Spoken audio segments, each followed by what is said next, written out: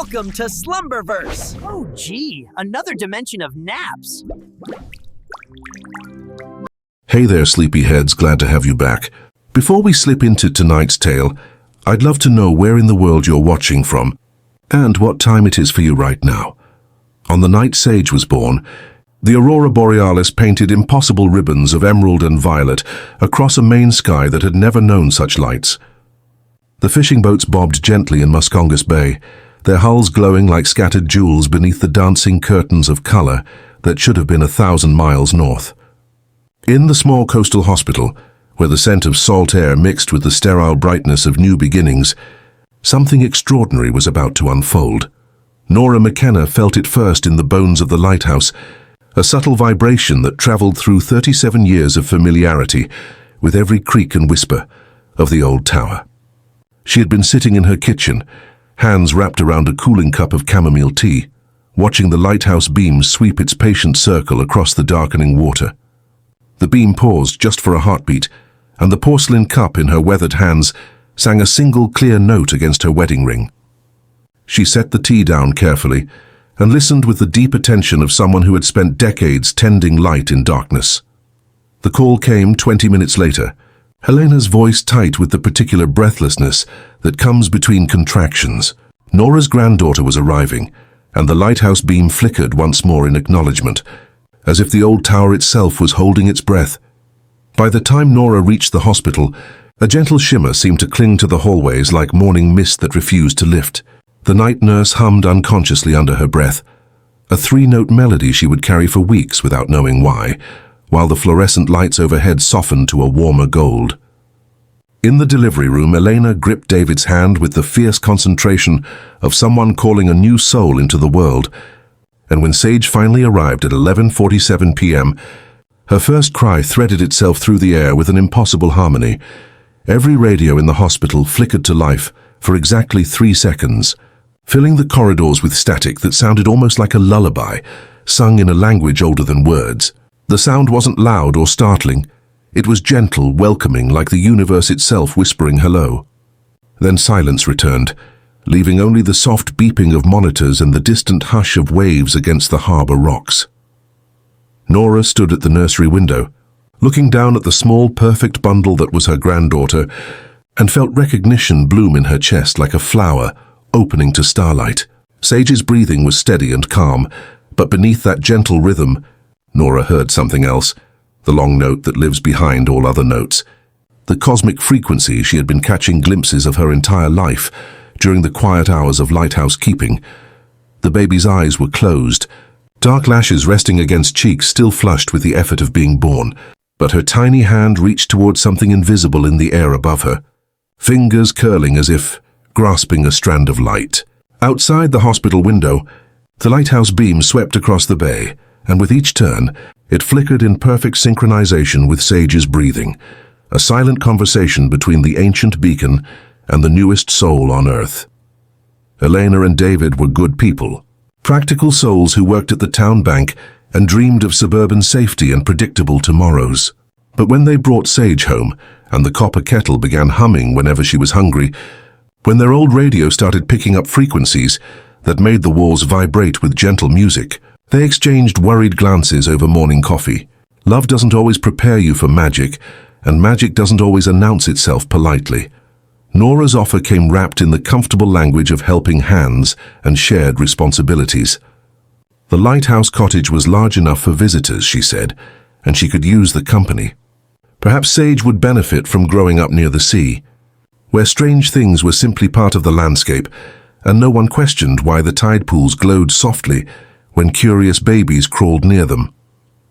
The decision was made on a Tuesday morning, when Sage, barely 3 months old, gurgled contentedly during a fierce nor'easter, and the storm seemed to gentle itself around her voice, turning from a howling fury into something more like a lullaby.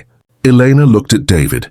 David looked at the suddenly peaceful rain against their windows, and they both understood that their daughter needed something they couldn't provide, a grandmother who knew how to listen to the spaces between sounds as they packed Sage's few belongings into a small suitcase decorated with printed stars.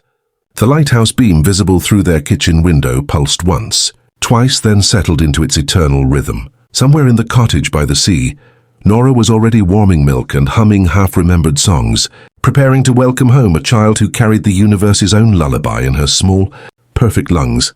The tide turned, the stars wheeled overhead, and in the gentle darkness of a Maine night, a story that would one day save the world was just beginning to unfold, one breath at a time. The lighthouse cottage welcomed Sage with the particular warmth that old homes reserve for souls they recognize. As Nora carried her granddaughter across the threshold on that first morning, when fog hung silver over Muscongas Bay, every copper pot hanging from the kitchen beam chimed softly in greeting, a gentle symphony that had never sounded before in 37 years of lighthouse keeping. Nora paused in the doorway, feeling Sage's small weight against her shoulder, and listened to the resonance that seemed to pulse in rhythm with the baby's heartbeat. The old Philco radio on the windowsill crackled to life, its dial spinning slowly through stations that shouldn't exist, catching fragments of melodies that sounded like they were broadcast from somewhere beyond the curve of the earth. The kitchen had always been the heart of the cottage, with its wide windows facing the bay and its sturdy oak table scarred by decades of lighthouse logbooks and late-night cups of tea. But now, with Sage's presence settling into the familiar spaces like morning light, finding its way through salt-stained glass, the room felt different, more alive, more aware, as if the house had been waiting all these years for this particular child to arrive. Nora settled into the rocking chair by the window and began to hum the wordless melody that had been threading through her dreams since the night Sage was born. The baby's eyes opened, dark blue like deep water, and seemed to focus not on Nora's face but on something invisible in the air between them, something that made her tiny fingers reach and grasp at frequencies only she could perceive. Days folded into a gentle rhythm that winter. The copper kettle would whistle soft harmonies that warmed milk to exactly the right temperature, without Nora ever touching the stove. Sage slept peacefully through foghorns and storm warnings, but would wake instantly when the lighthouse beam began its nightly rotation, as if the sweep of light across the water was calling her name. It was during these quiet morning hours that Nora began one of Sage's most cherished traditions. With flour dusting her apron, she would cut sandwiches into perfect star shapes with an old cookie cutter, arranging them carefully on a blue ceramic plate. "Stars taste better," she would declare with a wink, and somehow they did, each bite a tiny piece of the night sky, imbued with love and the gentle hum of the copper pots overhead. Elena and David visited on Sundays, bringing casseroles and worried questions about their daughter's unusual habits. Why did she seem to listen to things they couldn't hear? Why did the radio play music that made them feel homesick for places they'd never been? Nora would pour them tea and speak gently about the strangeness that sometimes runs in families, like blue eyes or perfect pitch, but more mysterious and infinitely more precious.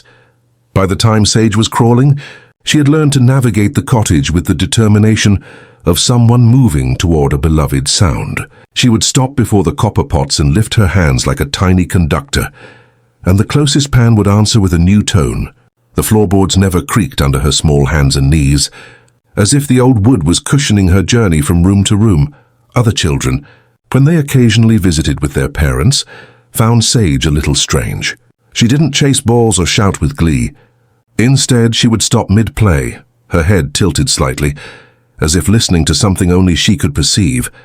She spoke in whispers, sometimes echoing the secret language of the waves or the soft hum that lived in the spaces between sounds. Nora understood the quiet loneliness of being different. During the long afternoon hours, she would hold Sage on her lap by the kitchen window and teach her the old way, not with words, but with presence and patience. "Listen not just to the crash of the waves," she would whisper, "but to the space before it, the space after it. That's where the real story lives."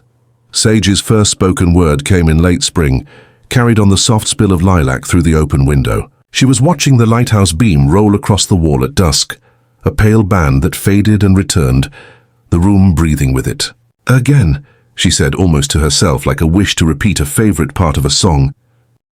Nora closed her eyes and smiled. It was the right word for a life built on cycles, tides, light, love, breath. The lighthouse beam swept across the bay, paused for 3 sacred seconds as it had begun to do since Sage's arrival, and continued its eternal rotation, carrying news of the small cottage where a child was learning to translate starlight into song. Somewhere along the coast, other lighthouse keepers were beginning to notice changes in their own towers, old equipment picking up signals during the hours when Sage was most active. But that was a story for another day, another gentle turning of the light that connected all the watchers by the sea. By the time spring returned to paint the lighthouse cottage in soft pastels of sea rose and weathered cedar, Sage had grown into a child who moved through the world with the particular grace of someone always listening.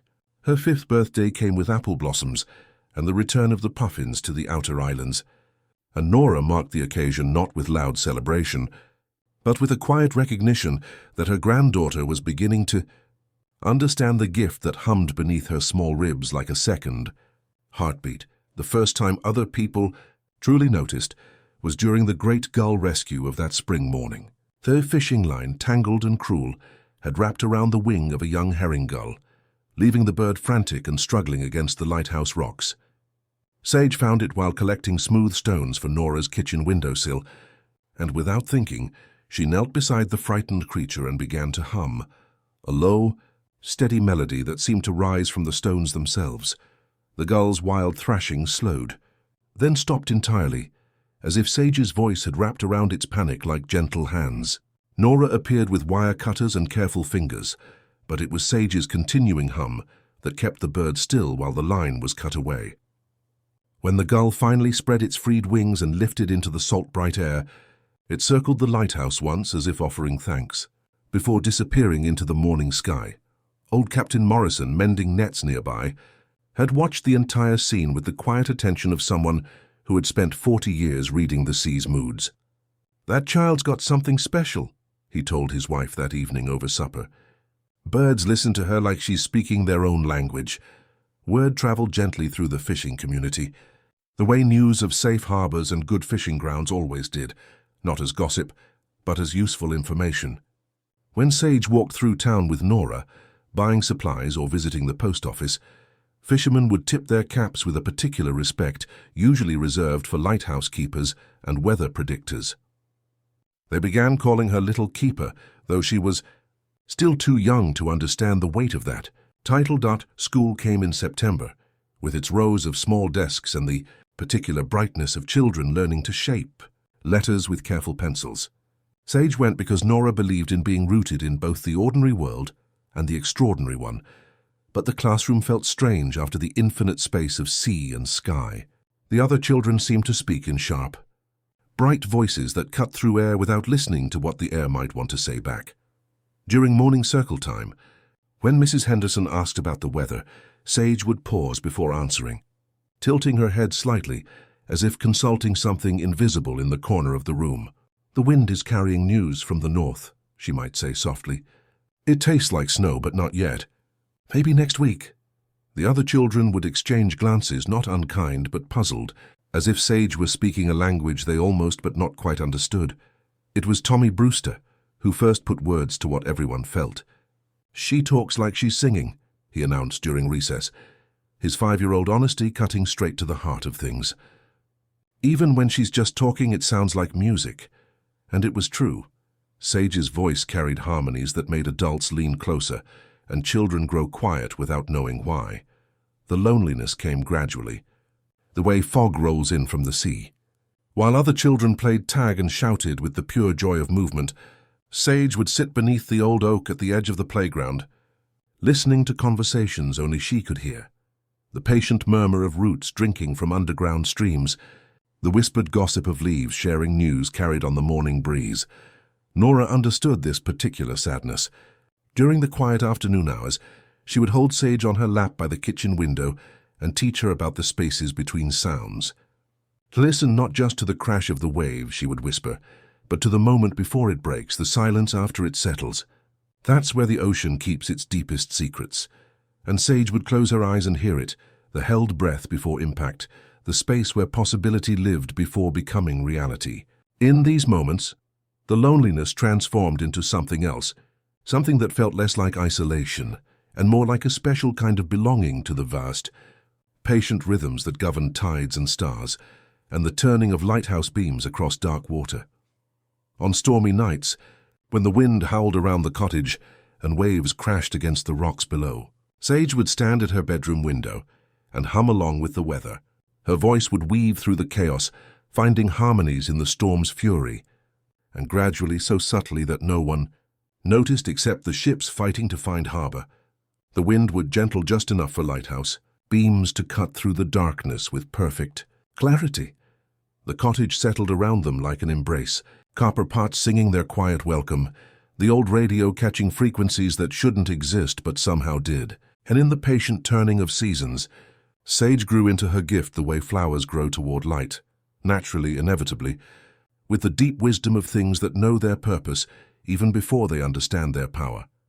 The autumn Sage turned 8, brought with it the kind of crisp mornings that made the lighthouse glass sing with clarity, and Nora decided it was time for her granddaughter to learn the true work that had been calling to her since birth.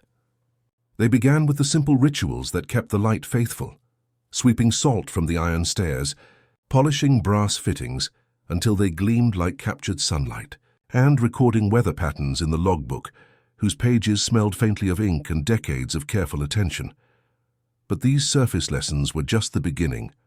As they climbed the winding staircase together each evening, Nora's weathered hands steady on the curved railing, she taught Sage to listen to the tower's subtle vocabulary, the step that hummed when fog was approaching from the northeast, the window latch that clicked differently when wind shifted to carry news from distant storms, the particular way the great lens whispered when it needed attention, like a friend clearing her throat before speaking something important. At the top, where the Fresnel lens caught the last gold of sunset and transformed it into a beacon visible for 20 miles, Sage learned that lighthouse keeping was as much about feeling as seeing.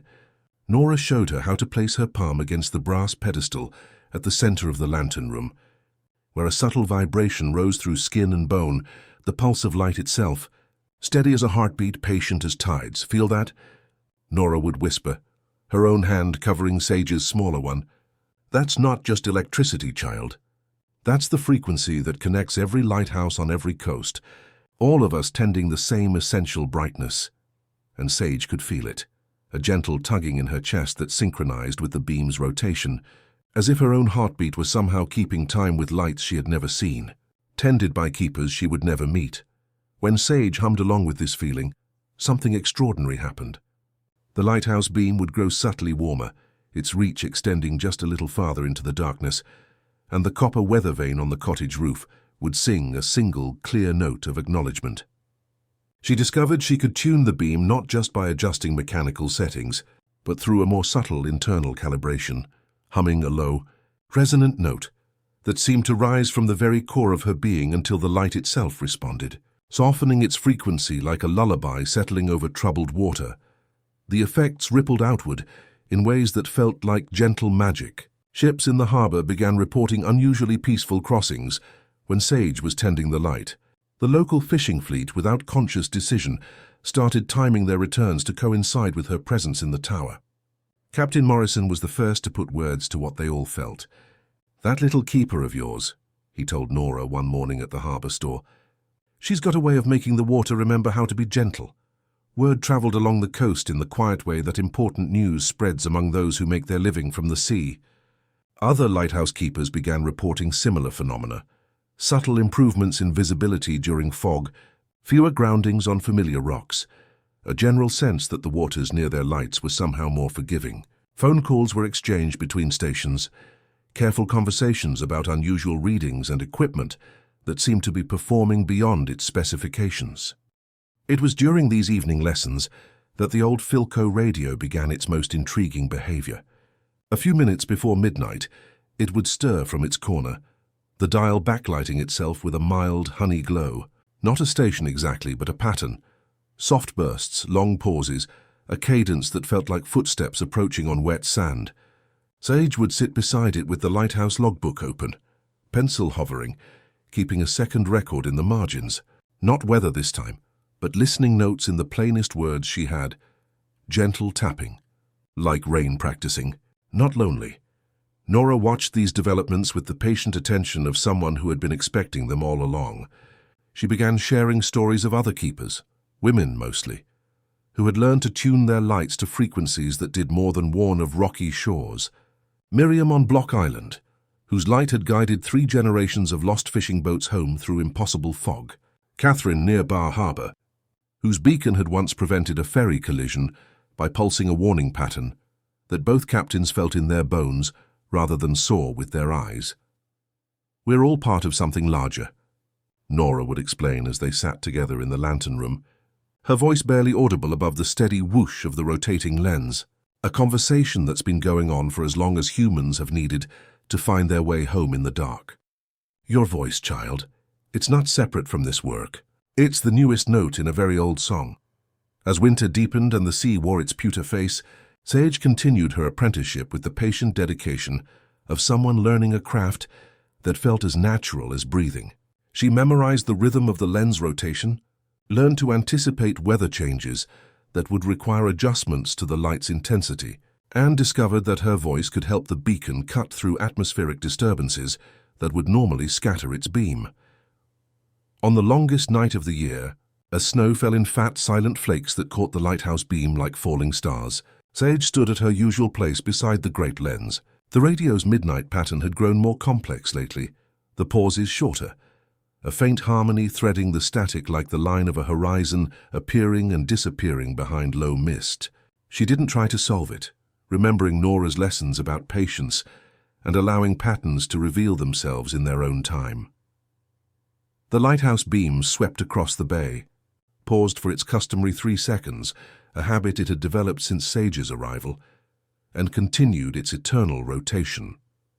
Somewhere in the vast darkness beyond the horizon, other lights answered with their own patient rhythms, all of them part of a conversation that was growing stronger each night, preparing for something Sage couldn't yet name, but somehow knew was approaching like a tide that would lift all boats toward an unknown but necessary shore.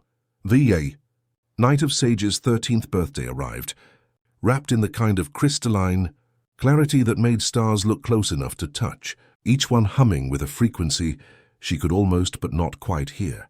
Nora had prepared the traditional star-shaped sandwiches, honey and cream cheese on bread, cut with the old tin cutter that had belonged to her own grandmother, arranging them on the blue ceramic plate with the careful attention of someone marking a sacred moment. They sat together in the kitchen as evening settled over Muscongas Bay, sharing quiet laughter and watching the familiar lighthouse beam begin its nightly rotation. But as they climbed the iron stairs to the lantern room for their evening ritual, something in the air felt different, charged with the same electric anticipation that comes before thunderstorms, though the sky remained perfectly clear.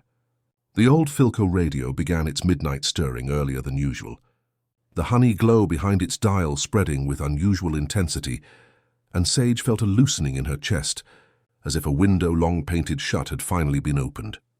At exactly midnight, the static parted like curtains revealing a stage, and through the opening came something that made Sage's breath catch in her throat. She felt it first in her teeth, then in the bones of her skull, a vast complex harmony that seemed to arrive from somewhere beyond the curve of space itself. It wasn't painful, but it was overwhelming, like trying to hold an ocean in a teacup, and she gripped the brass pedestal of the great lens to steady herself against the cosmic tide washing. Through her awareness, the transmission spoke without, words of contests and judgments held in the spaces between galaxies, where beings older than solar systems gathered to listen as civilizations sang for their survival. Multiple voices wove together in mathematical precision, creating melodies that told of worlds where creativity had flourished, planets whose inhabitants had learned to turn starlight into symphony, star systems where every gravitational wave pulsed in rhythm with galactic music. But threaded through these triumphant harmonies were spaces of profound silence, marking civilizations that had failed to demonstrate sufficient creativity and had been gently erased, fading like songs that reach their natural ending. "Nora," Sage whispered, her voice trembling as the cosmic symphony continued to pour through the radio's speakers. "I can hear them. The judges, they're real, aren't they? And they're coming for Earth." Her grandmother's weathered hand found hers in the darkness, steady and warm as lighthouse brass in summer sun. "I've been hearing whispers of it my whole life, child," Nora said softly. My grandmother heard it too, and hers before her.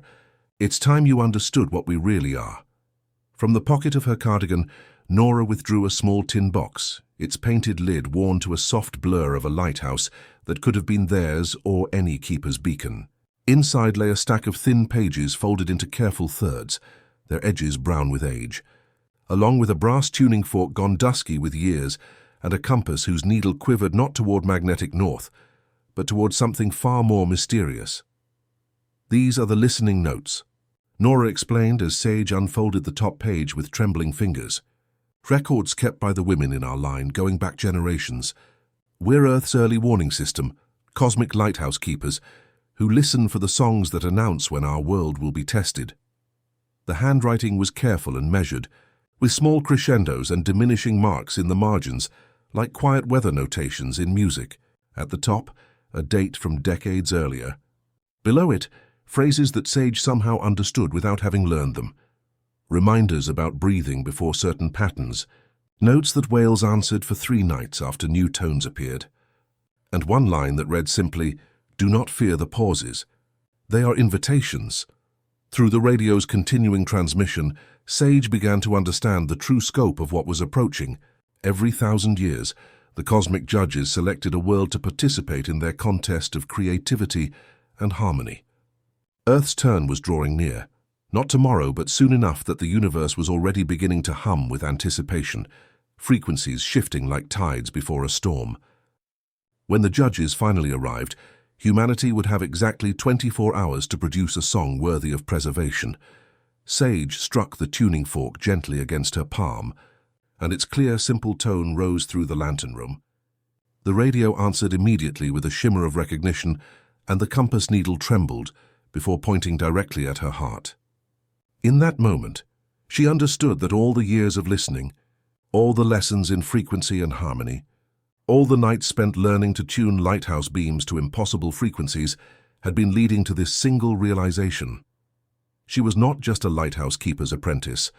She was Earth's potential voice in a contest that would determine whether humanity's songs would join the cosmic chorus or fade forever into the silence between stars. The weight of that responsibility settled around her shoulders like starlight woven into seafoam, heavy with purpose but somehow comforting in its certainty.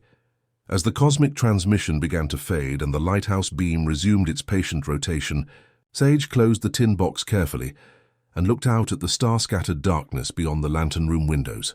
The night air carried the scent of salt and infinite possibility, and somewhere in the vast listening darkness, ancient judges were already preparing to hear what Earth might have to say. The true apprenticeship had begun. The knowledge of her cosmic inheritance settled into Sage's bones like morning fog, not with the sharp clarity of sudden understanding, but with the slow, inevitable way that tides reshape shorelines over countless cycles. In the weeks following her 13th birthday revelation, ordinary moments became layered with extraordinary awareness. The simple act of climbing the lighthouse stairs now felt like ascending toward conversations with distant galaxies, and the familiar weight of the brass lens cleaning cloth carried the responsibility of preparing Earth's voice for judgment. Her dreams had grown vivid and complex, arriving each night like carefully orchestrated symphonies. Geometric beings moved through vast spaces that felt both ancient and impossibly distant, their forms shifting like aurora borealis given consciousness and purpose. They sang in mathematical harmonies that made galaxies spiral in their dance, melodies so intricate that Sage's sleeping mind could only grasp fragments, a 3-note phrase that tasted of home, a rhythm that matched the turning of planets she had never seen, silences so profound they seemed to contain every possible sound waiting to be born. She would wake with tears on her cheeks and melodies dissolving like sea foam on her tongue, leaving only the ache of something beautiful just beyond reach. To capture these fleeting cosmic gifts, Sage began developing her own system of documentation that went far beyond the careful weather notations of previous generations. In the margins of the lighthouse logbook, she drew intricate patterns that looked more like star charts than musical notation, spirals and fractals that pulsed with implied energy, symbols she invented to represent the texture of a sound or the emotional weight of a particular frequency. She used colored pencils with deliberate intention, deep indigo for the slow, underlying hum of galactic drift, shimmering silver for the sharp, bright calls of nascent stars, soft green for the lullabies she sometimes caught from distant, peaceful worlds. Each color resonated with specific tones she heard, creating a visual symphony that helped her remember what words could never quite capture.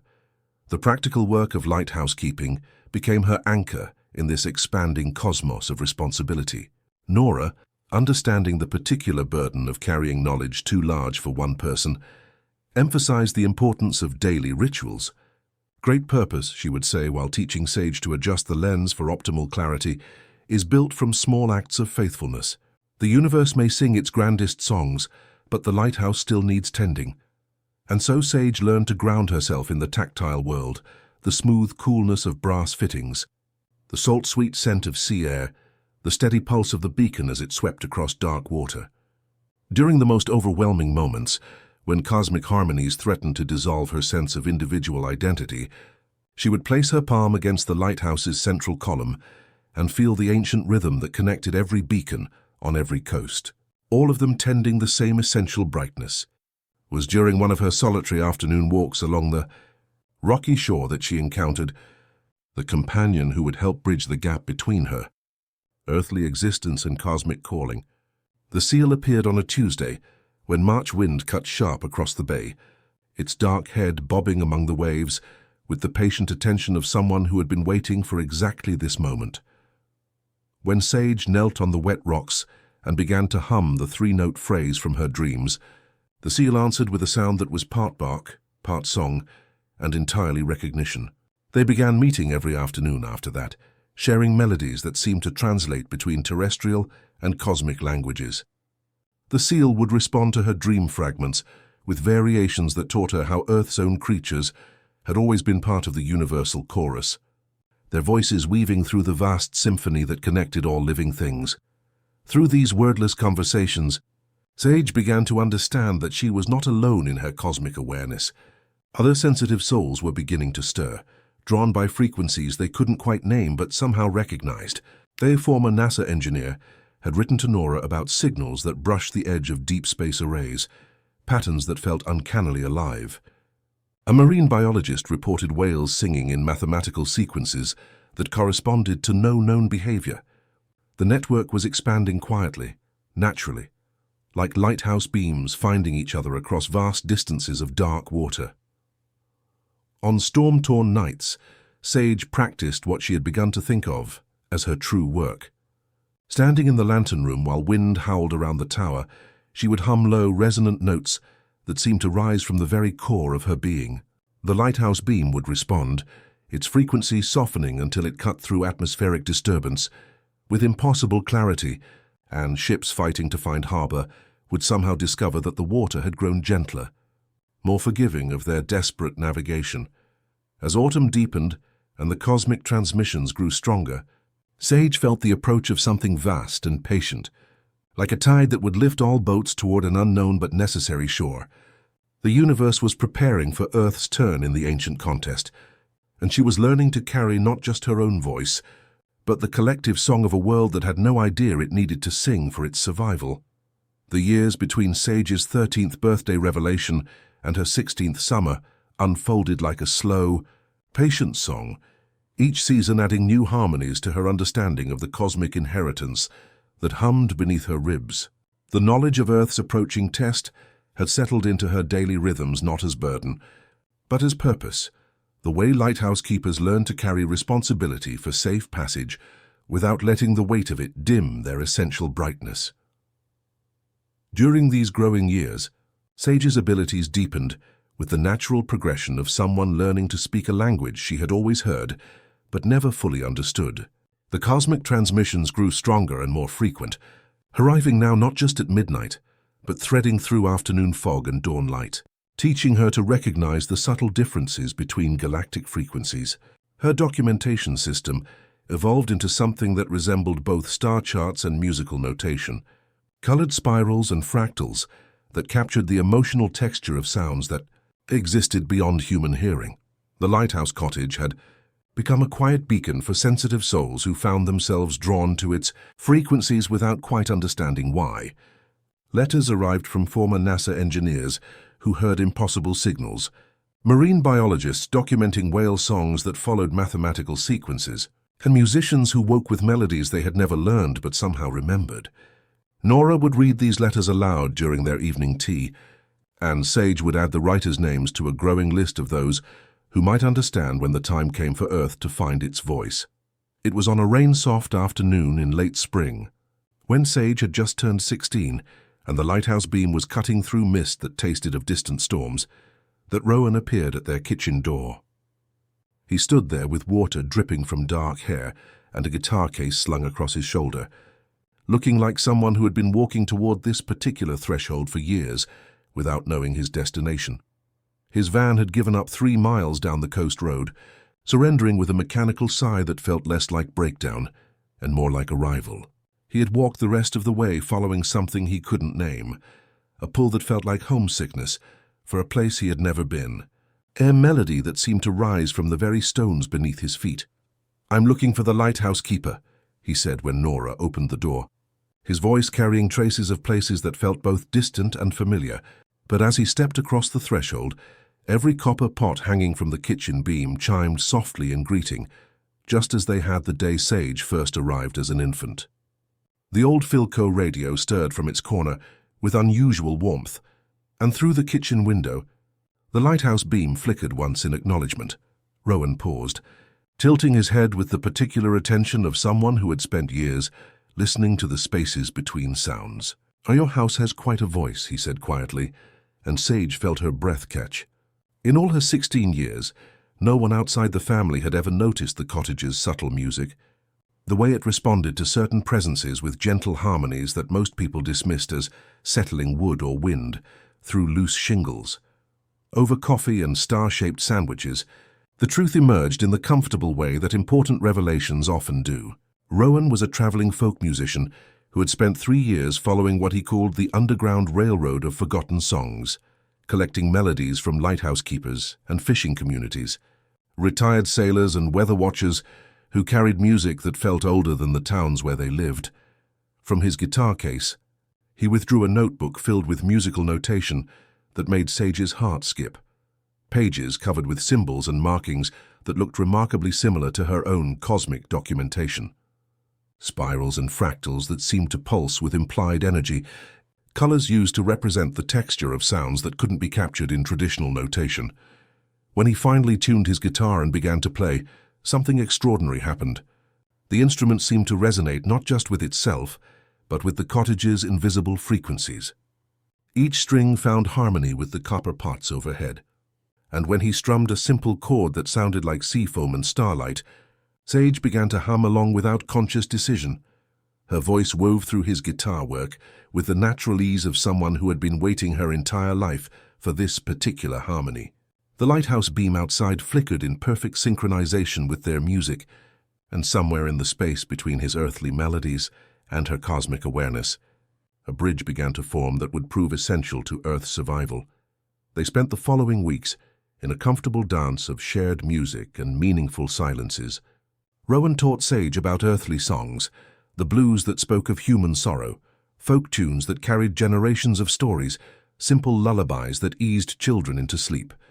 In return, Sage opened his ears to the cosmic harmonies that underpinned all music, teaching him to listen for the spaces between notes where the true magic lived.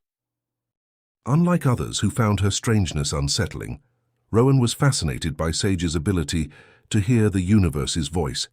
He understood that her quiet pauses weren't emptiness, but moments of profound listening, and that her soft voice carried the weight of worlds. Their bond became a bridge between the ordinary world of human music and Sage's extraordinary calling, helping her learn to translate the vast, abstract language of the cosmos into something that could be understood and sung by human hearts. On clear evenings, they would carry his guitar up to the lantern room, where Rowan's fingers would find melodies that respected the distance between notes, while Sage hummed until the lighthouse beam found their tempo. Ships beyond the headland began reporting an unusual kindness in the water during these musical sessions. though no captain could have explained why their shoulders relaxed at the helm or why the horizon seemed less severe. As summer deepened and the cosmic transmissions grew stronger, Sage understood that finding Rowan had been no accident.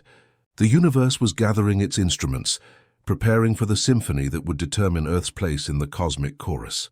She had found her musical partner, and together they were learning to weave earthly and celestial harmonies into something that might, when the time came, convince ancient judges that humanity's voice deserved to join the eternal song that connected all worlds across the vast, listening darkness.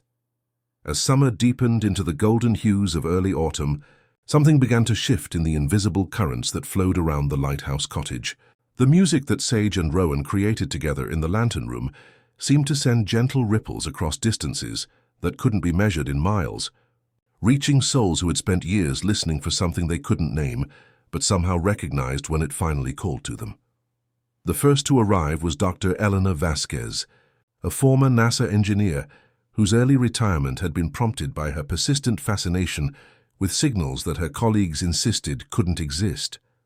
She appeared at the cottage door on a Tuesday morning when fog hung like silver silk over Muscongas Bay, carrying a worn leather briefcase filled with radio telescope printouts that showed patterns too organized to be random, too musical to be mere cosmic noise. Elena's hands trembled slightly as she spread her charts across Nora's kitchen table, pointing to wavelengths that pulsed in sequences eerily similar to the spirals and fractals Sage had been documenting in the lighthouse logbook. When Sage placed her palm over one of the charts and began to hum the three-note phrase from her dreams, every copper pot hanging from the kitchen beam chimed softly in recognition, and Elena's small radio receiver crackled to life, tuning itself to frequencies that shouldn't have been reachable from Earth. The following week brought Marcus Webb, a marine biologist whose career had been quietly derailed by his insistence that whale songs contained mathematical sequences far more complex than any known cetacean language. His notebooks were filled with underwater recordings that, when played at certain speeds, revealed melodies that made listeners feel homesick for oceans they had never seen. He had heard whispers from fishing communities about a lighthouse where waters grew calm during the fiercest storms, and something in those rumors had resonated with the patterns he'd been tracking in whale behavior across 3 different oceans. Lydia Chen arrived with the first October storm, a composer who specialized in writing music for dreams and meditation. Her pieces were performed in sleep clinics and healing centers, designed to guide listeners into states of consciousness where insight bloomed like flowers in carefully tended soil. For months, complete compositions had been arriving in her dreams, melodies that felt both utterly foreign and deeply familiar, as if she were remembering songs from a childhood spent on a different world entirely. Together, they formed what Nora began calling the Lighthouse Collective, though no formal name was ever decided upon. They gathered in the cottage's warm kitchen during the lengthening autumn evenings, sharing discoveries that would have been dismissed as impossible by their respective professional communities. Eleanor brought her cosmic signal analysis. Marcus contributed recordings of whale songs that followed galactic frequencies, and Lydia offered compositions that seemed to translate between earthly and celestial languages. Rowan became their natural bridge, his guitar finding harmonies that connected Elena's data patterns with Marcus's whale songs and Lydia's dream melodies. When he played certain chord progressions that Sage had taught him, the lighthouse beam would flicker in acknowledgement, and the old Philco radio would stir from its corner, adding its voice to their informal symphony. But it was Sage who served as their focal point, the human tuning fork that helped them understand how their separate discoveries were threads in a much larger tapestry. Her voice could demonstrate what Elena's charts suggested, translate the emotional content of Marcus's recordings, and give earthly form to Lydia's cosmic compositions.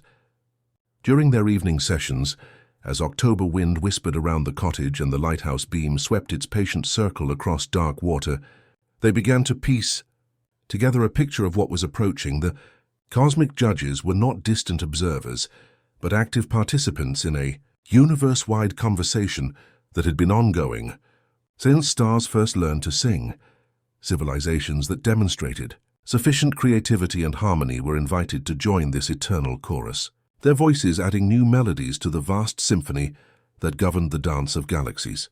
Those that failed were not destroyed but gently erased, their songs fading into the silence between notes, like dreams forgotten upon waking. On a particularly clear evening in late October, as the Lighthouse Collective shared coffee and star-shaped sandwiches around Nora's kitchen table, the cosmic transmission arrived with unusual clarity. Through the old Philco radio came a sound that made everyone pause mid-conversation, a gentle, questioning tone that felt like someone clearing their throat before making an important announcement. Sage closed her eyes and listened with the deep attention she had learned from years of lighthouse keeping. When she opened them again, her voice carried the weight of absolute certainty. "They're coming," she said quietly. "Not tomorrow, but soon. The judges are beginning to turn their attention toward our solar system." Outside the cottage windows, the lighthouse beam swept across water that seemed to shimmer with anticipation, and the Lighthouse Collective understood that they had found each other just in time to help humanity discover its voice before the cosmic audition that would determine whether their world would join the eternal song or fade forever into the patient silence between stars. The months that followed the Lighthouse Collective's formation unfolded, like a gentle symphony building toward crescendo, each season adding new layers of understanding to the cosmic conversation that hummed beneath their daily rituals. Winter arrived early that year, wrapping the cottage in crystalline silence that made every transmission ring with unusual clarity, and Sage felt the universe's patience beginning to shift into something more urgent, more purposeful.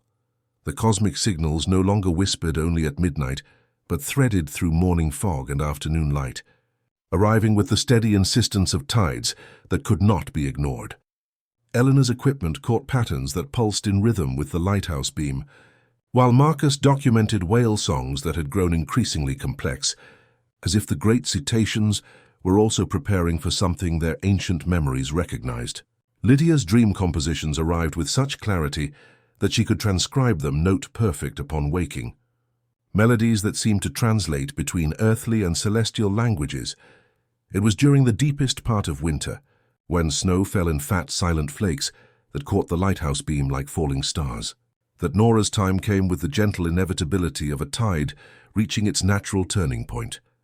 She had been sitting in her favorite rocking chair by the kitchen window, hands wrapped around a cooling cup of chamomile tea, watching Sage tend the evening light.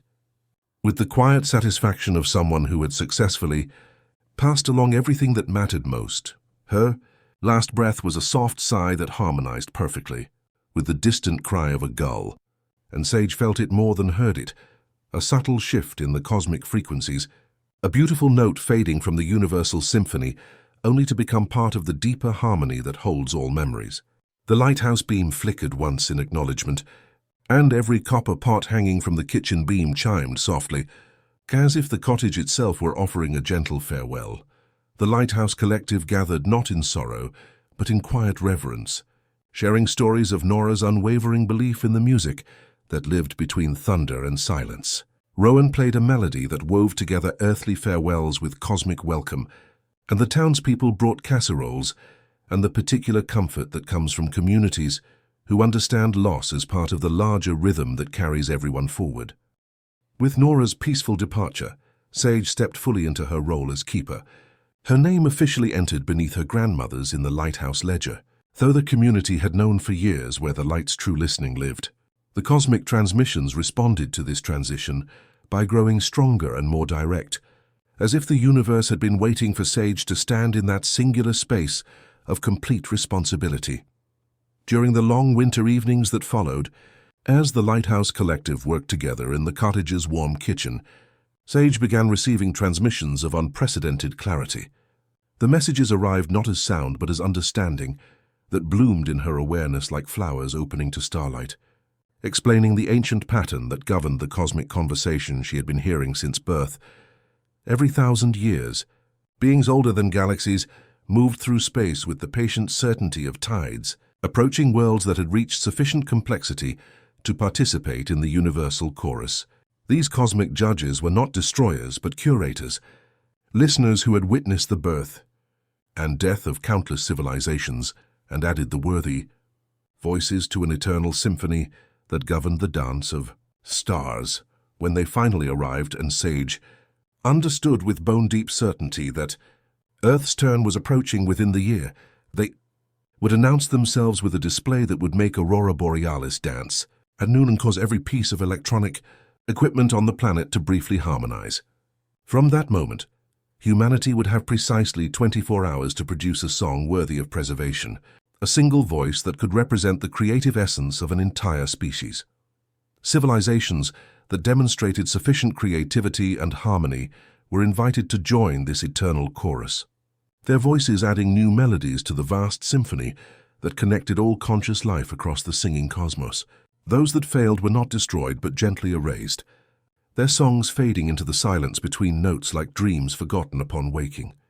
Sage felt this knowledge settle around her shoulders like starlight woven into sea foam, heavy with purpose but somehow comforting in its certainty. She understood now why every lesson in frequency and harmony, every night spent learning to tune lighthouse beams to impossible wavelengths, had been leading to this moment when she would need to carry humanity's voice across the vast distances between stars.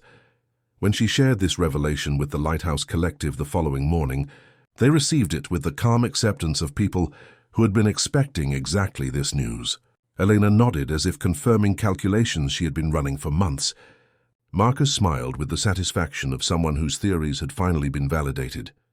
Lydia began humming a melody that seemed to rise from the very core of her being, and Rowan's fingers found chord progressions that made the copper pots overhead sing in gentle harmony. Outside the cottage windows, the lighthouse beam swept across snow-covered water with renewed purpose.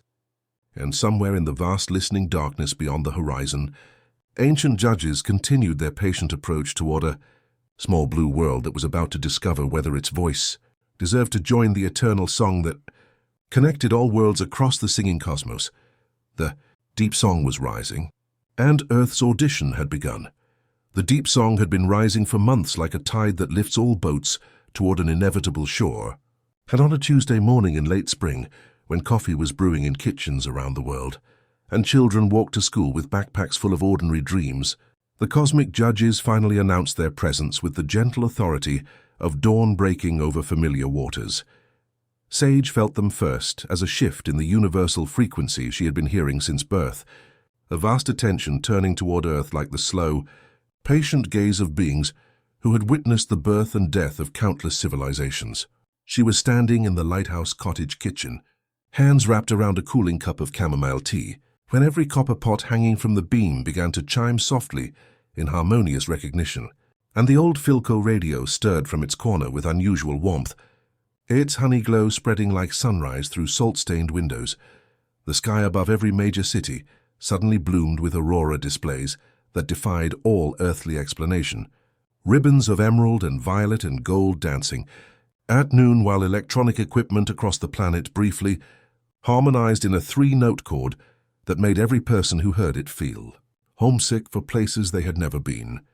The lighthouse beam outside flickered once in acknowledgement, paused for its customary 3 seconds that had become ritual since Sage's arrival, then resumed its eternal rotation, with a clarity that seemed to cut through more than fog.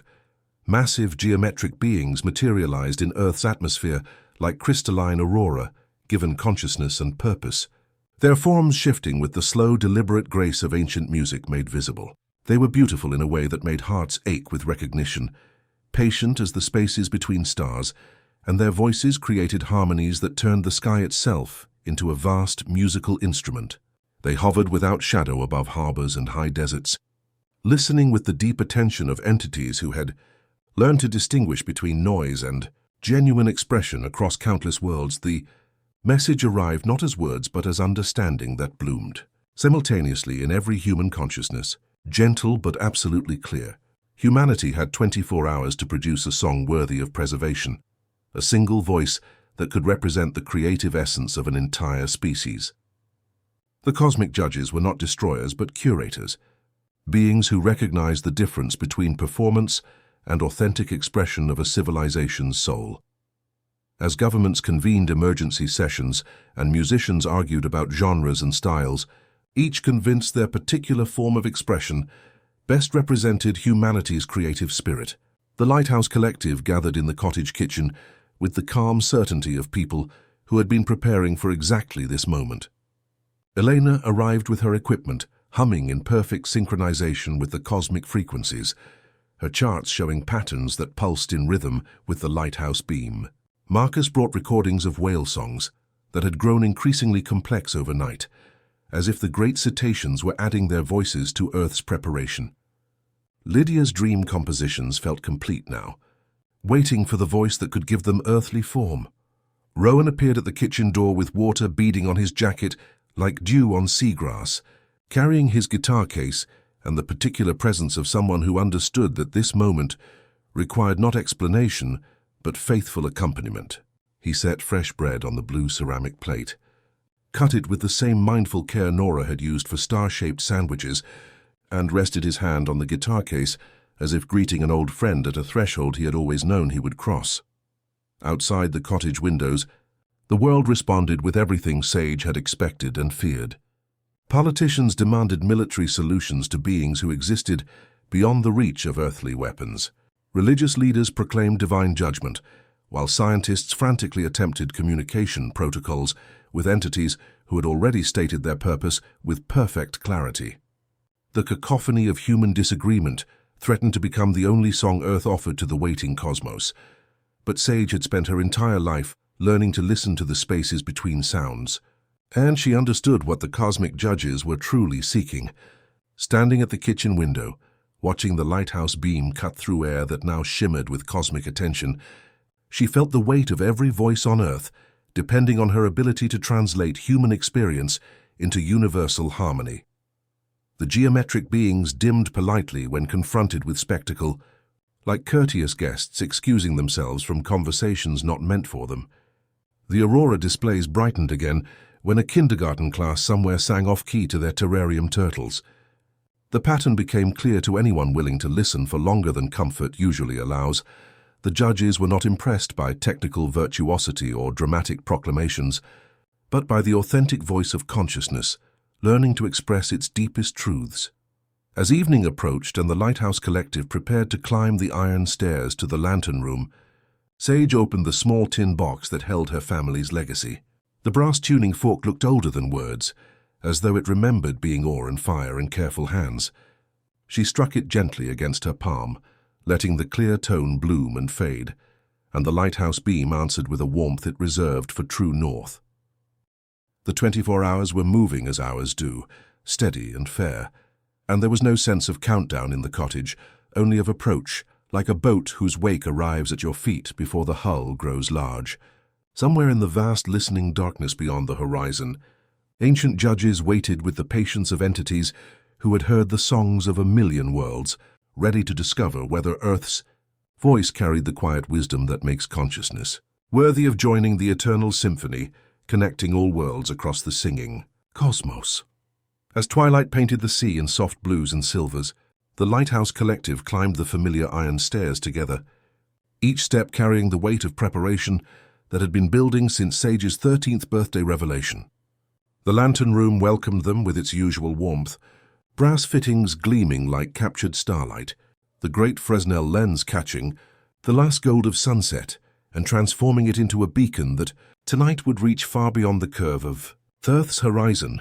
Sage placed her palm against the brass pedestal at the center of the room, feeling the familiar vibration that rose through skin and bone, the pulse of light itself, steady as heartbeat, patient as tides. But tonight, that rhythm synchronized with something vastly larger, connecting not just every lighthouse on every coast, but every conscious voice across the singing cosmos. Outside the cottage windows, the world continued its frantic response to the cosmic judge's arrival, politicians demanding military solutions, musicians performing with desperate virtuosity, each convinced their particular style best represented humanity's creative essence. But the geometric beings hanging in Earth's atmosphere like crystal in aurora-given consciousness remained unmoved by spectacle. They dimmed politely when confronted with loud proclamations, brightened with gentle interest when children sang lullabies to comfort younger siblings, and maintained the kind of listening that recognizes the difference between performance and authentic expression of a soul learning to understand itself.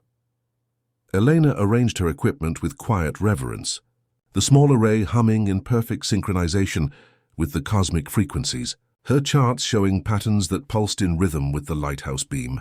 Marcus positioned himself near the window, where his connection to the harbor's underwater speakers could bring whale songs into their growing symphony.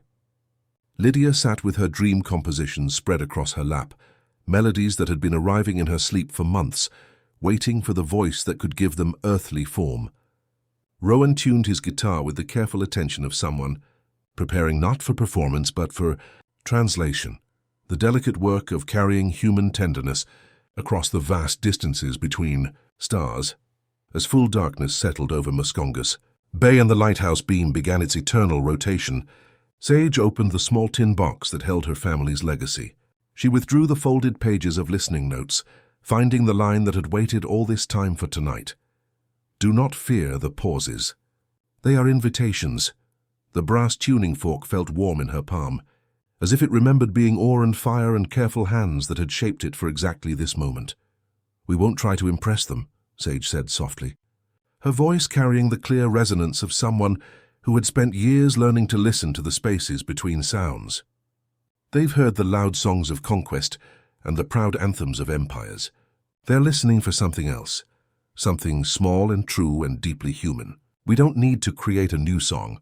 We need to weave the one we've been singing all along. She began with the three-note phrase that had threaded through her dreams since childhood, letting it rise from the very core of her being, like morning mist lifting from familiar water. But instead of trying to demonstrate technical virtuosity or cosmic awareness, she chose to sing about the moments that made existence precious, Nora's star-shaped sandwiches cut with patient love, each point soft from being held by careful hands, the taste of simple devotion made tangible. Rowan's guitar found harmonies that supported her voice without overwhelming it, chord progressions that had lived longer than any one culture, passed from hand to hand across centuries the way bread is passed across a table. The copper pots far below answered with a faint, sympathetic ring, and the old Philco, radio warmed until its honey glow felt like a candle. Kept for company on a storm night, Sage sang about mornings in the lighthouse cottage, the smell of salt in a kitchen, where copper sings and bread cools on blue ceramic plates. She sang about the moment a lighthouse lens catches dawn and trades it for safety, one patient turn at a time. Her voice carried the weight of grandmother's wisdom, the way a child can tell a story with their whole body, even when words grow shy. The ordinary miracle of making tea for someone who used to sit in the chair that is suddenly empty. Marcus lifted a finger. And through the harbor connection came the voice of a humpback whale, answering with a phrase so tender that the lantern room's glass fogged with the breath of everyone listening. Lydia's dream melodies wove themselves into the spaces between notes, not to decorate but to companion, like a friend walking beside you down a road you're not sure about yet. Eleanor adjusted her equipment by a fraction, and the lighthouse beam threaded their song into itself, carrying it farther than anyone standing there could imagine. Between verses, Sage let the pauses do their work, leaving open doors where other voices could enter. The whales came closer, their ancient songs adding deep ocean wisdom to the growing symphony. Somewhere far away, a train crossed a river, and its horn sounded once in a way that made a stranger on the platform close his eyes and remember something precious. That too became part of the song, the hum of a neonatal ward at 3 a.m, a nurse's shoes whispering through hallways while tiny fists curl around fingers and won't let go. The lighthouse beam swept across the bay, paused for its customary 3 seconds that had become ritual since Sage's arrival, and continued its rotation with a warmth that seemed to embrace not just the local harbor, but the entire listening cosmos. All of it belonged. The clatter of a ladder against a house where someone is fixing the gutter and thinking that maybe the worst is behind them. The sandpaper laugh of a fisherman who pretends not to cry when his daughter leaves for college. The night shift cook flipping eggs for a stranger and calling them by name because it helps.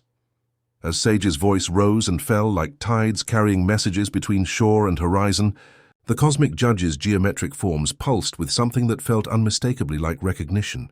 They began to confer in frequencies that made the aurora borealis dance at the equator, their ancient harmonies shifting as they discovered something rare in Earth's offering. Not the loud proclamations of conquest they usually heard, but the soft wisdom of those who know how to tend light in darkness and find music in the spaces between sounds. When Sage struck the brass tuning fork gently against her palm, its clear tone slid into the song like moonlight sliding over water, seen, then felt, then everywhere. She held one last breath for all the things she could not fit into sound, and let that too be part of the offering. The final note lifted from her mouth and hung in the air like a small bird deciding which way to fly. And the room honored the silence that followed, understanding that they had spoken their deepest truth. Beyond the lantern room windows, the lighthouse beam carried their song outward in widening circles, patient as tide, sure as morning. In the far listening darkness, something ancient turned toward them with unmistakable tenderness, and the whole tower felt it, a recognition that would determine whether Earth's voice would join the eternal symphony, connecting all worlds across the vast, singing cosmos or fade forever into the silence between stars. The silence that followed Sage's final note did not feel empty, but expectant, like a room where every chair had been pulled close and everyone inside leaned forward together, breathing as one. The lantern room held this sacred quiet with the reverence of ancient glass that had witnessed countless storms and guided countless souls safely home. Outside the windows, the cosmic judges hung in Earth's atmosphere like vast, silent cathedrals of light, their geometric forms pulsing with frequencies that made aurora borealis dance at impossible latitudes, while they conducted their deliberation. With the patient attention of beings who had heard the songs of a million worlds, do not fear the pauses. They are invitations. Nora's words from the listening notes echoed through Sage's awareness as she felt the cosmic attention settling around their offering, like morning mist finding its natural resting place. The judges conferred not through spoken words, but through harmonies that made satellites briefly sing in their orbits and caused deep space telescopes to capture images of nebulae, arranged like musical notation written across the cosmos in starlight and cosmic dust. For entities who had witnessed the birth and death of countless civilizations, who had curated consciousness across the singing darkness between stars, Earth's song represented something they encountered rarely in their eternal work. They had expected the usual offerings, grand anthems declaring technological prowess, proud proclamations of conquest, desperate demonstrations of species trying to prove their worth through volume and spectacle. Instead, they had received something far more precious, the authentic voice of consciousness, learning to express its deepest truths through tender attention to the moments that make existence sacred. To Lena's equipment registered patterns that pulsed in perfect synchronization with the judge's ancient deliberation, her instruments humming with frequencies that shouldn't have existed, yet somehow felt as familiar as childhood lullabies. Marcus pressed his palm against the lantern room glass and felt, through the thin boundary between air and water, the lift of whale songs from every ocean on Earth joining in harmonious response, as if the great cetaceans understood that their planet's voice was being weighed in scales that measured the worth of entire worlds. The cosmic beings shifted through configurations that suggested deep consideration, their crystalline bodies brightening and dimming as they processed not just the technical aspects of Earth's offering, but its emotional resonance. They had heard civilizations sing of their greatest achievements, cities that touched the clouds, weapons that could shatter moons, technologies that bent space itself to their will. But Earth had sung of star-shaped sandwiches cut with patient love, of lighthouse keepers who tend brightness in darkness, of the way copper pots can hold the memory of every meal they've helped prepare and every hand they've warmed. This was the voice of a species that had learned to find the universe's own lullaby in the sound of waves against familiar shores, that understood the sacred nature of small kindnesses passed from hand to hand across generations like bread, shared at a table where everyone belongs. The judges recognized in Earth's song the rare quality they sought in civilizations worthy of joining the eternal chorus, not the loud proclamations of conquest, but the soft wisdom of souls who knew how to listen to the spaces between sounds and find music in the patient turning of lighthouse beams across dark water. The verdict came not as proclamation, but as recognition, a gentle settling in the air that felt like the moment when a long-held breath finally releases into peace. Across the world, people felt the same soft comprehension blooming simultaneously in their awareness. A nurse adjusting a blanket with unconscious tenderness, a mechanic rolling from beneath a pickup truck and hearing, Inexplicably, a lullaby his father used to hum, a child in a classroom raising her head because the light suddenly felt like music she had always known but never heard. In the lantern room, Sage felt an emotional exhale so profound it left her lightheaded with relief and wonder. The weight of cosmic responsibility that had lived beneath her ribs since her 13th birthday loosened into something that felt like membership in a community so vast it included every conscious voice across the eye, singing darkness between stars. Rowan's hand found hers, warm and steady as lighthouse brass in summer sun, while Lydia began humming a melody that seemed to rise from the very core of her being, a song of quiet, triumph and gentle belonging that made the copper pots far below chime softly in recognition. Elena wiped tears from her eyes as her equipment aligned with frequencies she had seen only in dreams, mathematical patterns that spoke of Earth's acceptance into conversations that had been ongoing. Since stars first learned to sing, Marcus smiled with the deep satisfaction of someone whose theories had finally been validated by the universe itself, understanding that the whale songs he had been documenting were part of a planetary voice that had always been preparing for this moment of cosmic recognition. The geometric judges began their gentle withdrawal from Earth's atmosphere, dissolving not into absence, but into the vast shimmering fabric of space itself, leaving behind a gift that would echo through human consciousness for generations. A subtle resonance settled into the planet's atmosphere, delicate as the scent of rain before rain, tuning the spaces between sounds so that kindness would carry farther and anger would exhaust itself a breath earlier than before. As the lighthouse beam continued its eternal rotation, it now carried harmonies from distant worlds, gentle melodies from civilizations that had passed their own cosmic auditions centuries or millennia ago, welcoming Earth into a conversation that connected all conscious life across the singing cosmos.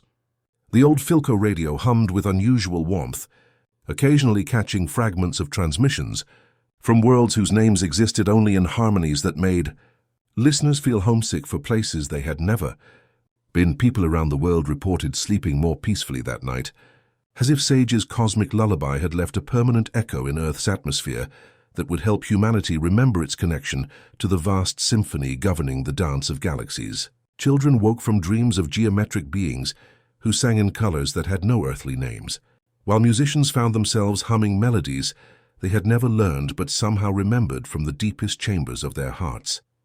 In the cottage kitchen, as dawn approached with its familiar promise of new light, the Lighthouse Collective shared coffee and star-shaped toast, cut with the same patient care Nora had always shown. They sat together in the particular silence that comes after participating in something larger than individual understanding, knowing that their work was not ending but beginning. Earth's voice had been accepted into the eternal chorus, and now came the deeper responsibility of helping humanity learn to sing continuously in harmony with the universe's ancient melody. The lighthouse beam swept across water that now shimmered, with subtle harmonies from distant worlds, and Sage understood that the cottage would become a place where people could come to remember the connection between earthly music and cosmic conversation. The simple act of cutting sandwiches into star shapes would remind visitors that they were part of something infinitely larger and more beautiful than they had ever imagined. Their voices adding new notes to a symphony that would continue growing richer and more complex, as consciousness learned to express its deepest truths across the vast, patient darkness between stars. In the gentle weeks that followed Earth's acceptance into the cosmic chorus, the world adjusted in small, tender increments, like a hand that hadn't realized it was clenched, finally learning to relax its grip. The new resonance woven into the atmosphere didn't erase sorrow or difficulty, but it softened their edges the way sea glass becomes smooth over countless tides.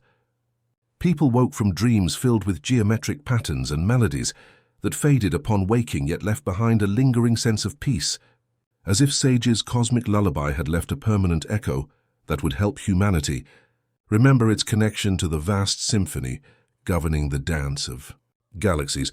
The lighthouse cottage became a place people found without needing directions, drawn by something they couldn't quite name, but recognized when they felt the subtle hum in the air around the familiar beacon. They arrived quietly, musicians who had been waking with melodies that tasted of distant stars, Scientists whose instruments registered harmonics that shouldn't exist, but somehow made perfect sense. Ordinary people who felt compelled to stand where listening had become the most natural thing in the world.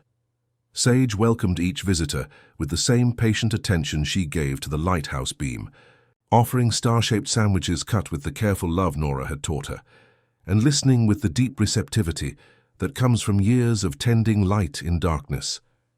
Some came seeking explanations for the changes they felt, how kindness seemed to carry farther than before, how anger exhausted itself a breath earlier, the peculiar sense that they were part of a conversation vastly larger than anything they had previously imagined. Elena had transformed the cottage kitchen into an informal archive, her equipment now permanently synchronized with the cosmic frequencies that threaded through Earth's atmosphere. She hosted Sunday afternoon listening circles, where visitors could share what they had experienced since their world's voice joined the eternal symphony. Marcus brought recordings of whale songs that had grown even more complex, as if the great cetaceans were celebrating their planet's acceptance into the universal chorus, their deep calls rising through the harbor waters like felt vibrations that made the lighthouse itself seem to breathe deeper. Rowan's guitar had developed an unusual sensitivity to the new frequencies, finding harmonies that made the copper pots overhead sing in gentle recognition. During evening sessions, his music served as a bridge between earthly understanding and cosmic awareness, helping visitors understand that the strange new melodies they heard in their dreams were Earth's voice, learning to harmonize with civilizations whose children had been singing the same lullabies for millennia. The most remarkable visitors were often the youngest.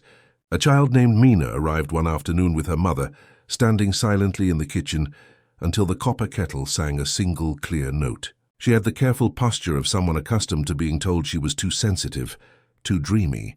When Sage asked what she heard, Mina whispered that she could count the spaces between gull calls and tell whether rain would come by morning. Rowan set a star-shaped sandwich on a plate and told her quietly that some people called that a talent, and the relief in the child's eyes was like watching a flower remember how to turn toward sunlight. There were others, a shy teenager who tapped rhythms on the lighthouse railing that somehow matched the beam's rotation without looking, a retired teacher who claimed the wind remembered her name, a paramedic who kept careful notes about which exact sentences soothed frightened patients, and had begun to notice that the pauses mattered as much as the words. Sage welcomed them all as Nora had welcomed storms, with alert kindness and a readiness to hold the light steady while weather passed through. The lighthouse beam itself had grown subtly different, its sweep across the bay now carrying harmonies from worlds that had passed their own cosmic auditions centuries ago. Ships entering the harbor reported an unusual sense of welcome, and local fishermen began timing their returns to coincide with the beam's rotation, finding that their nets came up fuller when they moved in synchronization with the cosmic rhythms pulsing through familiar waters. On clear nights, when aurora borealis danced in latitudes where it had never appeared before Earth's cosmic acceptance, the expanded Lighthouse Collective would climb the iron stairs to the lantern room and add their voices to the growing symphony. They sang not for performance but for participation, understanding that each note they contributed helped strengthen their world's connection to the vast. Conversation connecting all conscious life across the singing cosmos. Letters arrived from lighthouse keepers around the world, reporting unusual clarity in their beams and equipment that seemed to perform beyond specifications. Radio operators caught fragments of transmissions that felt like lullabies from civilizations, whose names existed only in harmonies that made listeners feel homesick for places they had never been. The network was expanding naturally, like lighthouse beams finding each other across vast distances of dark water. As autumn deepened and the first snow began to dust the cottage windows, Sage stood in her usual place beside the great Fresnel lens, feeling the familiar vibration that now synchronized not just with every lighthouse on every coast, but with conscious voices across the singing cosmos. The beam swept across the bay, paused for its customary 3 seconds that had become ritual since her arrival, and continued its eternal rotation with a warmth that embraced the entire listening universe. The transformation was complete yet continuing, like the difference between existing and belonging. Earth had found its place in the cosmic chorus, And the lighthouse cottage served as both anchor and beacon for humanity's newest understanding, that every whispered goodnight, every gentle hum, every moment of patient listening added to the harmony that kept the universe in tune. The years flowed past the lighthouse cottage like gentle tides, each season deepening the grooves of wisdom while somehow leaving the essential light unchanged. Winter leaned its quiet shoulder against the familiar beacon, and Sage found that the days arranged themselves with a new kind of purpose, gentle but steady, as if the cottage had decided to become a school without ever saying the word. The transformation had been gradual, natural as the way morning light finds its way through salt-stained windows, turning what had once been Nora's solitary haven into a living nexus of cosmic awareness that drew souls from every corner of Earth. Mina began coming on Saturdays with a sketchbook and a thermos. Of hot cocoa she refused to drink until the copper kettle sang its note of approval. The shy child who had once counted spaces between gull calls had grown into a young woman whose marine biology research was quietly revolutionizing humanity's understanding of planetary consciousness. She brought recordings of whale songs that had evolved into something resembling interstellar communication, as if the great creatures were serving as Earth's ambassadors to civilizations swimming in seas of liquid methane around distant stars. During her visits, she would sit by the old Philco radio with the same tilted attention she had shown as a child, sometimes humming along with frequencies that made the lighthouse beam pulse in recognition. Theo, the teenager, who had once matched the beam's rotation by instinct, had learned to chart fog by taste, salt thick or snow thin, both telling stories about weather that wouldn't arrive for hours. He fixed the loose hinge on the kitchen door, with the same care Rowan used to change a guitar string, and learned to time bread rising to the lighthouse schedule so that the house smelled like home as the beam reached its warmest note. June, the paramedic who had documented the healing power of perfectly timed pauses, now taught emergency response teams how a single low note, hummed in an ambulance, could keep hands steady when time tried to run ahead of wisdom. Rowan had become more than musical companion. He was Sage's partner. In the deeper work of cosmic stewardship, their bond strengthened by shared responsibility for maintaining Earth's connection to the universal chorus. Their love story had unfolded, not in grand gestures but in shared silences and melodies that wove together earthly tenderness with galactic harmonies. There had been no ceremony to mark their partnership. The house itself understood. The old radio's honeyglow had deepened the evening. Sage slipped her ring onto Rowan's finger, a simple silver band that had once circled one of Nora's measuring spoons, refashioned so that love could keep count in a different way. The Lighthouse Collective had grown into what Elena called an archipelago of attention, expanding far beyond their coastal cottage. Letters arrived tied in string from other shores. A keeper in Oregon, who swore her lens hummed the same lullaby Sage had sung the night the judges listened. A peninsula in Wales where tide bells now chimed fractions of distant songs. A keeper in Hokkaido, who woke to find snow writing slow music on her window and could read it like a score. Elena had established formal research stations in lighthouse cottages around the world, her instruments sophisticated enough to translate cosmic transmissions into patterns that could be shared with universities and observatories, quietly revolutionizing humanity's understanding of consciousness as a universal phenomenon. What became known as the Convergence brought lighthouse keepers from Scotland and Nova Scotia, from the Oregon coast and the rocky shores of Tasmania, gathering each summer to share discoveries about the subtle changes in their equipment and the increasingly complex patterns their lights traced across dark water. They came carrying stories of beams that pulsed in rhythm with cosmic frequencies and equipment, that performed with impossible precision during the hours when Aurora Borealis danced in latitudes where it had never appeared before Earth's acceptance into the universal chorus. Marcus had documented the emergence of what he called planetary songs, coordinated vocalizations between species that had never communicated before, as if Earth's acceptance into the cosmic chorus had awakened dormant connections between all forms of conscious life. Whales sang in harmony with migrating birds, whose flight patterns began tracing geometric shapes that resembled the cosmic judge's crystalline forms. He took the newer apprentices to the docks on grey mornings and taught them to greet whales as colleagues, playing recordings beneath the planks until the harbor answered in broad. Deep phrases like doors opening to welcome old friends home. The most remarkable changes appeared in the children born after Earth's cosmic acceptance. They seemed naturally attuned to frequencies their parents could barely perceive, humming melodies that made adults feel homesick for worlds they had never seen.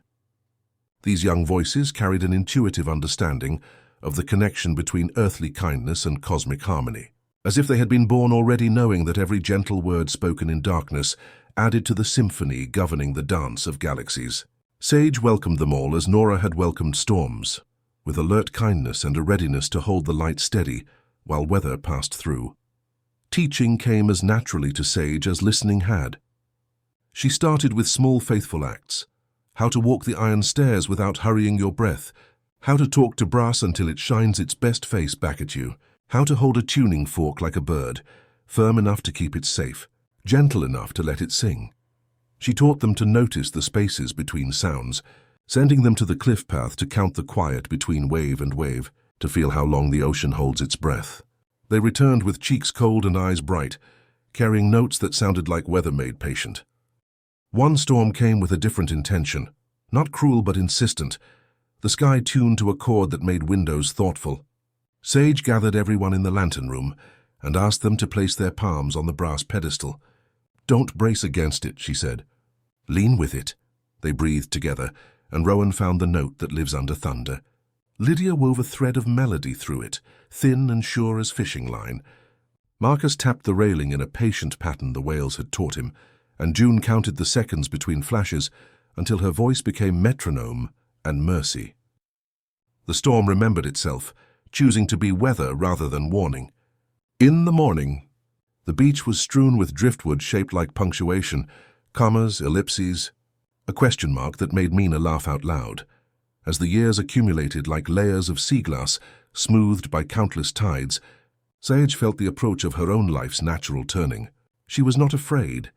Death, like the spaces between sounds, was simply another form of listening, another way of participating in the eternal conversation that connected all worlds across the singing cosmos. Her hair had silvered like moonlight on water, her voice deepening with the particular resonance that comes from decades of faithful listening. And she understood now that her role had never been to save the world once, but to help it remember how to sing continuously. Trust ripened in the shared hours of teaching and learning. Sage began letting Mina steady the tuning fork and close her eyes first. She let Theo log the beam's pauses without checking after him, and asked June to write new chapters in the Keeper's journal. On a spring evening when peepers stitched tiny electric voices through the marsh, Sage took the compass from Nora's tin and placed it in Mina's hands. The needle quivered and pointed exactly where Sage had always felt it, not north, but toward whatever in you resolves to love the world. The lighthouse beam swept across water that now shimmered with harmonies from distant worlds, and Sage felt the deep satisfaction of work that had grown from desperate necessity into joyful participation in something larger than individual understanding. The cottage had become a place where people could remember their connection to the vast symphony that connected all conscious life, where star-shaped sandwiches still appeared on blue ceramic plates, cut with the same careful love Nora had shown, reminding visitors that they were part of something infinitely larger and more beautiful than they had ever imagined. On quiet evenings, when the house had settled into its soft clicking and the beam kept patient watch, Sage would open Nora's tin and read a line at random. "Do not explain the mystery until it becomes shy and leaves." She would smile and place the note back, letting the advice do its quiet work, understanding that legacy wasn't a handoff at the finish line, but an ongoing conversation that would continue growing richer and more complex as consciousness learned to express its deepest truths across the vast, patient darkness that held all worlds like notes in an endless song of becoming. The evening when Sage felt the final turning approach came dressed in the particular clarity that makes stars look close enough to touch, each one humming with the frequency she had been hearing since birth, but now understood as welcome rather than mystery. Her hair had silvered to the color of moonlight on water, and her hands, still steady enough to polish brass to a perfect gleam, carried the gentle wisdom of decades spent listening to the spaces between sounds. She sat in Nora's old rocking chair by the kitchen window, watching Mina tend the lighthouse with the same patient attention she herself had learned from weathered hands that knew how to hold. Light steady in darkness, the cottage had filled itself with the people who mattered most. Rowan sat by the old Philco radio, his guitar finding harmonies that made the copper pots overhead chime in gentle recognition. Elena's equipment hummed in perfect synchronization with cosmic frequencies, while Marcus shared whale songs with Theo, their voices weaving together like old friends greeting each other across familiar water. June taught the newest apprentices how to count the healing spaces between words, and Lydia composed melodies that seemed to rise from the very stones of the lighthouse foundation. Through the kitchen window, the lighthouse beam swept across water that now carried harmonies from distant worlds, and Sage felt the deep satisfaction of work that had transformed from desperate necessity into joyful participation in something infinitely larger than individual understanding. The cottage had become exactly what Nora had always known it could be, a place where Earth's voice stayed in tune with the universal chorus, where star-shaped sandwiches reminded visitors they were part of a symphony, connecting all conscious life across the singing cosmos. As the last light faded from the western horizon, Sage felt a loosening in her chest that reminded her of the night she had first heard the cosmic judges approaching, not painful, but overwhelming in its rightness, like a window long painted shut, finally opening to let starlight stream through familiar rooms. The transmission arrived not through the radio, but through her own awareness. Gentle as morning mist finding its resting place, the cosmic judges were returning, their vast attention settling around Earth like approval made visible. But they came not to test but to celebrate, their ancient harmonies filled with something that resonated like joy, translated across the distances between galaxies. They had been monitoring their newest members' progress, and what they found made the aurora borealis dance in celebration, painting the sky with ribbons of recognition and welcome. Earth's voice had grown stronger and more complex in the years since its acceptance into the universal chorus. The planet sang now through every consciousness that had learned to listen. Children humming lullabies that made adults feel homesick for worlds they had never seen. Musicians composing melodies that arrived from somewhere beyond the curve of space itself. Whales whose songs had evolved into interstellar communication with civilizations swimming in seas of liquid methane around distant stars. Sage looked around the kitchen at faces that had become family through shared listening and mutual care. Mina, no longer the shy child who counted spaces between gull calls, but a young woman whose understanding of planetary consciousness was quietly revolutionizing marine biology. Theo, whose bread still rose in perfect synchronization with the lighthouse beam's rotation. June, whose gentle wisdom helped new apprentices find the precise frequency of comfort in whispered words and perfectly timed pauses. She stood slowly, feeling not the weight of years, but the lightness of purpose completed, and walked to the kitchen window, where the lighthouse beam swept its patient circle across dark water. The brass tuning fork felt warm in her palm as she struck it gently against the glass, letting its clear tone rise through the cottage like a blessing offered to the vast listening darkness beyond the horizon. "The song continues," she said softly, her voice carrying the deep resonance that comes from decades of faithful listening. Every whispered goodnight, every gentle hum, every moment of patient attention adds to the harmony that keeps the universe in tune. You don't need to understand it completely. You just need to add your voice when you feel called to sing. The lighthouse beam swept across the bay and paused, 4 seconds this time instead of 3, and no one corrected it because they understood. In that extra beat, Sage felt herself becoming part of the larger rhythm, not disappearing but expanding, her voice joining the eternal chorus that connected all worlds across the singing darkness between stars. She leaned against Rowan's shoulder and let her breath become listening. The way lighthouse beams stepped through fog, sure of their purpose, absent of urgency, trusting that those who needed to see would see. When her breath thinned to match the whisper of waves against familiar rocks, the copper pots sang a single clear note that filled every crack in the old wood with gratitude. The cottage settled around them like an embrace, and somewhere in the vast listening darkness, ancient judges continued their patient work of curating consciousness across the cosmos, while Earth's voice rose among them, no longer desperate to prove its worth, but confident in its belonging to something infinitely beautiful and endlessly becoming. The lighthouse beam continued its faithful rotation, tended now by hands that understood the sacred nature of holding light, steady in darkness. Sage had not gone anywhere. She had widened, becoming part of the spaces between sounds where the real magic lived. Her final gift, the understanding that every soul who learned to listen would carry forward the work of keeping Earth's voice in harmony with the universal song. One breath at a time, one note at a time, one moment of perfect listening at a time. Thanks for spending this time with us. Sleep well. Everything's going to be okay, man.